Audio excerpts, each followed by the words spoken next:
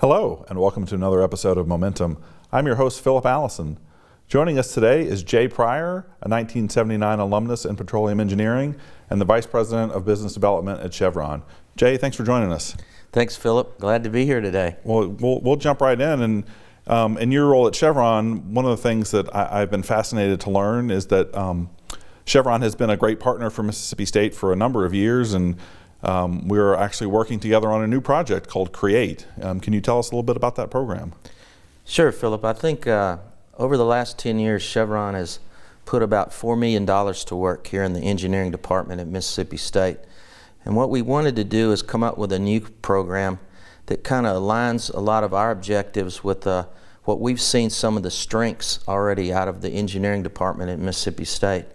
Mississippi State's focused a lot of time and efforts on diversity and inclusion and bringing women and minorities into the department and have had great success. So we wanted to reward that and have put in place the CREATE program to kind of help build from K through 12 the feeder pool, as well as all the way through end of university and jobs. And so trying to make a full-fledged role to take people from directly starting into their school environment till they finish their school environment and go off into the work and longer lives that they have. Yeah, it sounds like it's an opportunity to get some more diversity in the engineering talent pool that Chevron potentially could hire, and certainly that what Mississippi State could attract for students. And is that one of the goals of the program? Certainly. Chevron would like to see us able to hire a number of these engineers, of course, but it's also set up to just try to increase the technical and STEM role within society. So we recognize we won't hire all the engineers that this touches. I think there's 45 on scholarship now, but we think the world's going to become a lot more technical. There's going to be a lot of new technology involved, and we think to be able to equip our engineers to be able to handle that.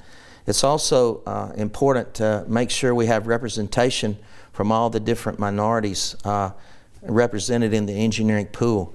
We've had a lot of trouble through the years maintaining or actually recruiting and maintaining female engineers. And so we first started focusing on that, but we think underrepresented minorities is another key area that we could use as a great feeder pool. Yeah, it sounds like it's a great opportunity for Chevron. It's a great opportunity for Mississippi State. And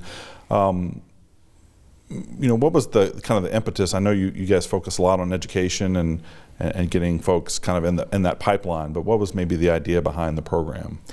Well, a lot of it, as I said, Mississippi State had started focusing some themselves, and we had a number of different programs around STEM education. We've done things called Fab Lab and other things. And so we started with some pilot programs, first on the Gulf Coast, around the community college there, and brought a lot of kids in for summer camp. Then we done some here in Starkville. And we decided to build off those programs and put them more in a complete system so that you could look at how you move people through the whole system till they finish their college careers. Yeah, and I would imagine increasing the pool of diversity and the diverse applicants is a huge benefit both for Mississippi State and for Chevron. That's for sure. And you look at it and think about society, the companies, the universities will all win if we're able to get these higher qualified engineers through the system. And it's a lot of it we found is around mentoring and able to bring people in. They may not have had all the exact prerequisites they needed, but with the right mentoring, we feel that we can have a lot higher success ratio on people showing up for school and then graduating 4 to 5 years later. You mentioned mentoring, and I know that's one of the aspects of the CREATE program. What are some of the other areas that it hopes to touch upon? Well, when you think about it a lot, you want to see them involved in a lot of activities on the campus. So a number of the different groups, women in engineers, that sort of thing, we put money toward that. We also fund scholarships that we think are necessary to provide the right financial support through that system. The mentoring, summer jobs, obviously, or internships, whatever you'd like to call those. And then we talked a lot about getting people involved in STEM earlier in these science fairs and science summer camps. We find get people really enthused about science when they don't even realize what it is. Yeah. And that's the great thing. When you see kids that are in the first, second, third, fourth grade, in that range, building robots and building cars and things, and how much fun they're having, and they don't even realize they're trying to become an engineer, you know, in the first few years of school. Yeah, it sounds like if you can get them started early, you have a better chance of keeping them engaged throughout their academic career, and then hopefully turn them into full-fledged engineers. That's right. Well, that sounds fantastic. We're going to take a very short break. Just stick around, and we'll be right back.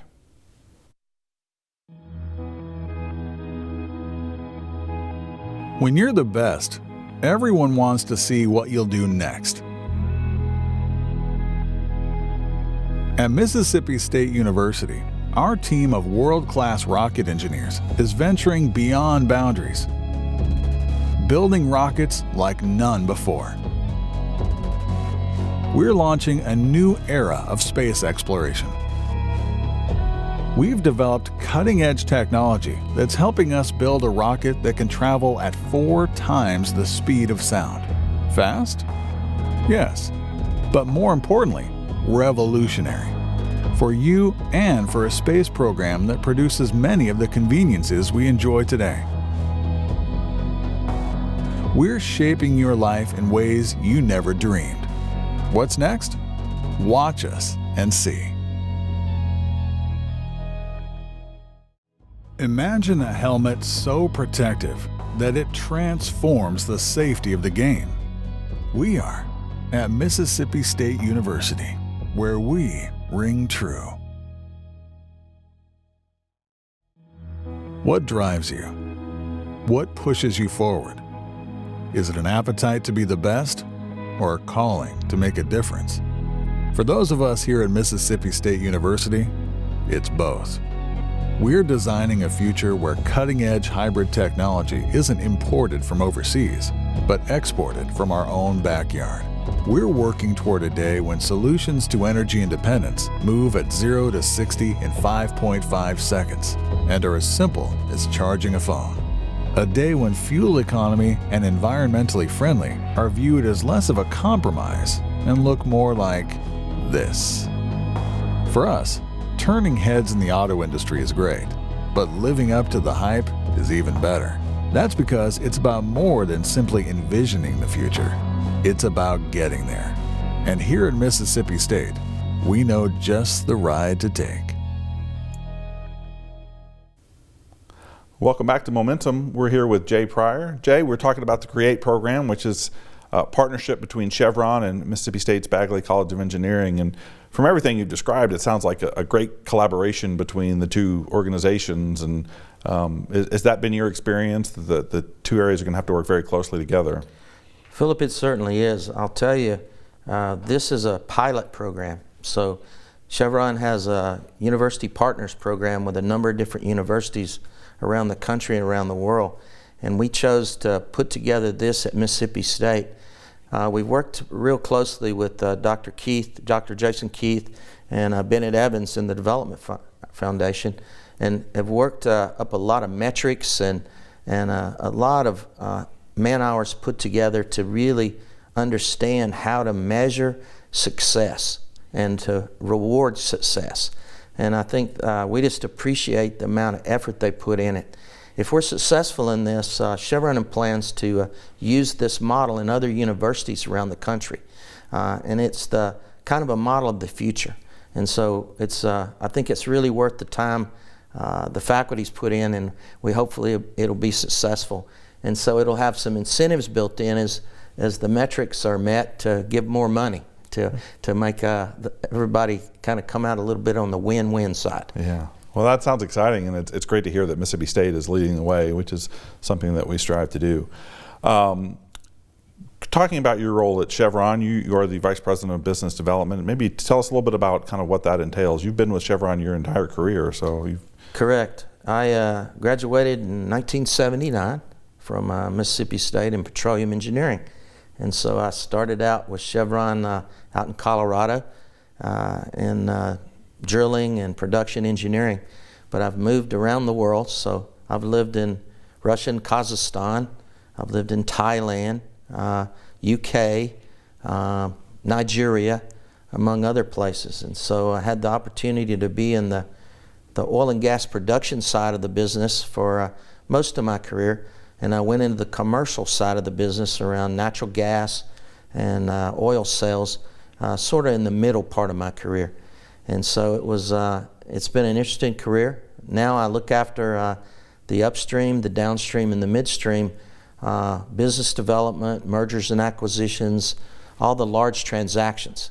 So I probably travel half the time all over the world. So spend a lot of time in an airplane and meeting people and trying to do what we can to increase our energy supply. Yeah. Well, as you mentioned, you've kind of lived all over the world in your various roles at Chevron. Like, what has that experience been like? I imagine that's something a lot of people don't get to do. That's true. I think growing up in Laurel, Mississippi, I'd not really traveled a whole lot when I came to college, but I had the opportunity to do some travel, and I found that people from this part of the world, from Mississippi, can fit in a lot of places. So I just find the intrigue of travel, intrigue of meeting new people. It's been quite good. My family moved around with me. I have 2 boys and a wife, and my wife graduated here in political science, so that's how we met. And so it was certainly a fun-filled adventure for all of us. Yeah. Well, I don't want to put you on the spot, but do you have a favorite location that you lived?